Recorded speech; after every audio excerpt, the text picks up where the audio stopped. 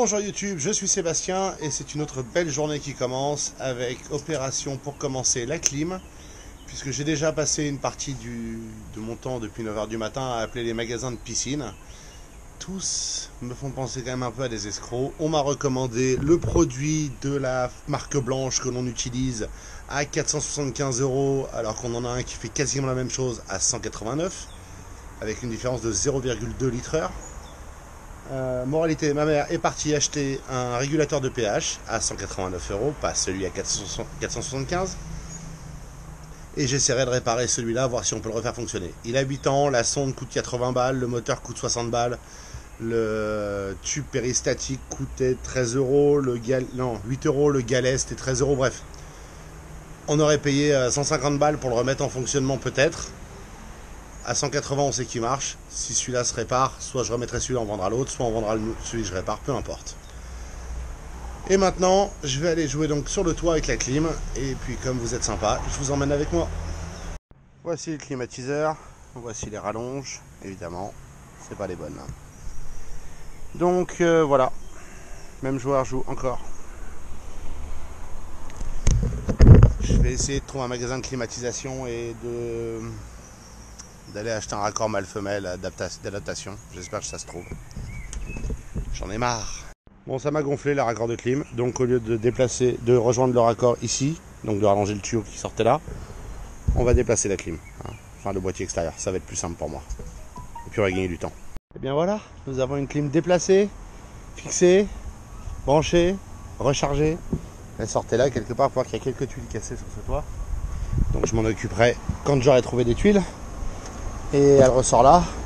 Comme j'ai pas la pièce qu'il faudrait qui est avec ces tuiles, j'ai juste mis un bout de scotch goudronné de l'autre côté pour m'assurer que l'eau ne déborde pas dedans. Et ça ira bien pour l'instant. Je fais une chaleur à crever, littéralement. Surtout sur le toit. Je peux même pas m'agenouiller tellement il est brûlant à travers mon pantalon. Donc je vais aller me mettre dans la clim maintenant un petit peu. Et puis tout à l'heure on fera l'appareil pH avec une petite blague que vous n'avez pas vu venir et qui m'a bien énervé. Je suis à l'ombre ici, je vais installer le nouveau micro-dose, pas dose, un dose, pour remplacer le Astral Pool micro pH. Et je vais vous montrer un truc génial que j'ai vu. On va prendre cette page comme exemple. On retrouve, donc regardez bien, ça a 8 ans, c'est la révision 1 de la marque Astral Pool. Ça, c'est la révision 6, achetée ce matin. Société Microdose, Société Microdose SRL en Italie.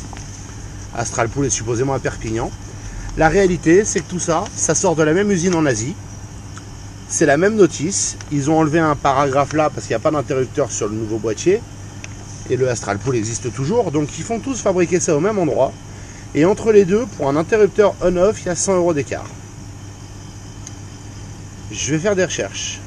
Je suis certain qu'on peut les trouver à l'usine directement. Bon, sur ce, il faut que je coupe ces plantes aussi. Je ferai ça après. Voici le nouveau machin qui a l'avantage d'être plus compact et qui a un bouton on-off prêt exactement le même que le précédent.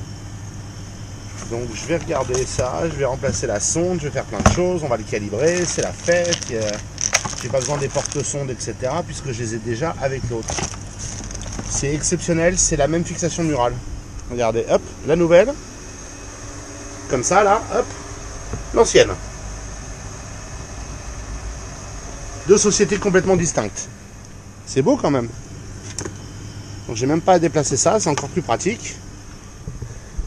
Je peux prendre l'ancien, le nouveau, et le mettre. Hop, il est monté, voilà, j'ai réussi, bravo moi. Navrant, hein, quand même. Je peux brancher la sonde, je peux rebrancher les tuyaux, je peux tout rebrancher pareil. Peut-être le faire d'ailleurs pour une partie des choses. Mais je vais changer la sonde, comme ça on a une sonde neuve, on est sûr de notre coup. Il faut que je le branche dans le tableau. Bon, on va sauter tout ça. Hop là. La chaleur va s'éteindre tranquillement. Et on va démonter l'ancien. Voilà le petit moteur en l'occurrence dont je parlais hier. Meteor Made in Italy. Ça c'est une nouveauté, que ce soit fait en Italie, mais bon. Et il tourne plus sauf quand on l'aide. Donc d'ailleurs on pourrait mettre l'engrenage à l'intérieur, mais c'est scellé, vous voyez, avec des pattes repliées. Je vais l'emmener, je vais le démonter, je vais essayer de le réparer de toute façon, hein. Vous me connaissez, vous m'avez vu faire cette vidéo. Ne serait-ce que par curiosité, je vais aller jusqu'au bout de l'investigation. Bon, le tuyau électrique, c'est le tuyau électrique. Le fil électrique, c'est chiant parce que il faut que je le défasse et le reste, ensuite ça dégage. Bon, allez, action. J'ai réassemblé celui-là. Si on regarde dessus, c'est marqué micro DCS SRL à Vasia, je sais pas quoi, en Italie. C'est amusant.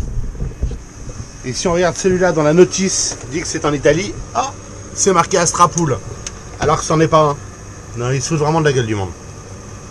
Quelque part, il y a la réalité, mais elle n'est pas évidente. Bon, sinon, ce qui est pratique, c'est que du coup, j'ai pas changé la sonde, j'ai juste raccourci ce tube qui était encrassé au début. J'ai rien d'autre eu à faire. J'ai rien eu d'autre à faire. Alors, néanmoins, je vais revoir le câblage parce que regardez, le défaut de celui-là, il est mal monté apparemment. Il continue à tourner quand la pompe s'arrête. Ce qui n'est pas bien. On va tester avec le timer par sécurité, mais si je le mets... Vous voyez, il continue à travailler quand la pompe s'arrête, ce qui n'est pas bon.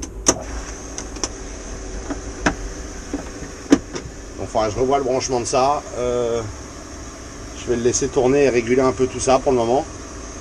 J'aimerais bien que lui se satisfasse du sel. Mais il trouve qu'il y en a encore un peu trop. Et il ne se recalibre pas tout seul, donc il faut l'éteindre et le rallumer à chaque fois. C'est pas grave, on va laisser le 15-7, c'est quoi l'objectif là?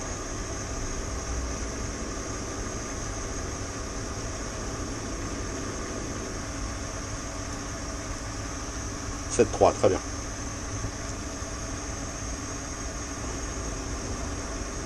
Et je vais le laisser travailler un peu. La pompe tourne en continu pour l'instant de toute façon. Et puis je reviendrai regarder le branchement quand il aura stabilisé un peu le pH, ça fera du bien à la piscine. Mais il bosse, il aspire du produit.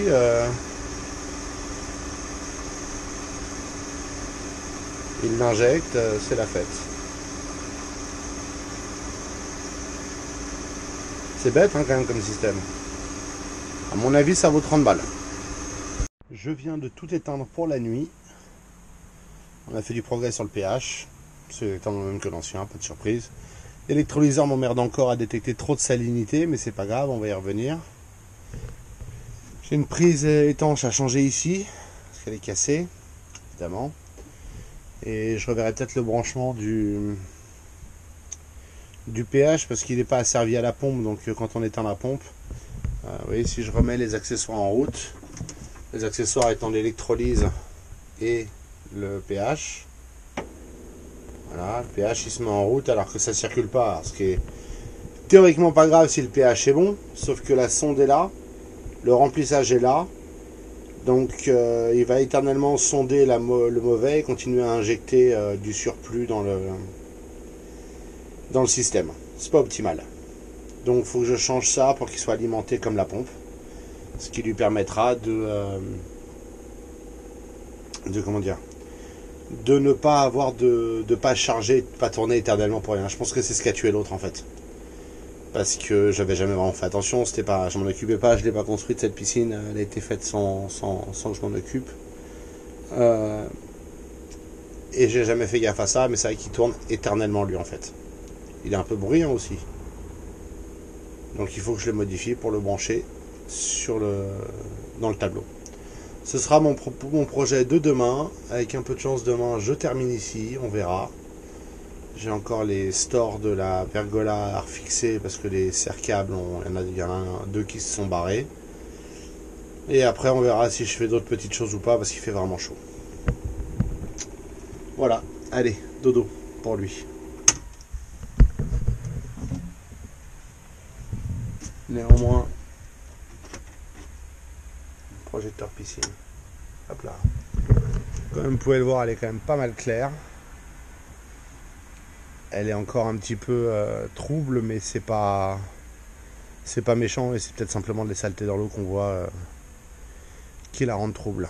Je suis obligé de m'éblouir pour vous parler, mais c'est pas grave. Je vous remercie d'avoir suivi cet épisode. Je vous souhaite une excellente soirée et je vous retrouve demain.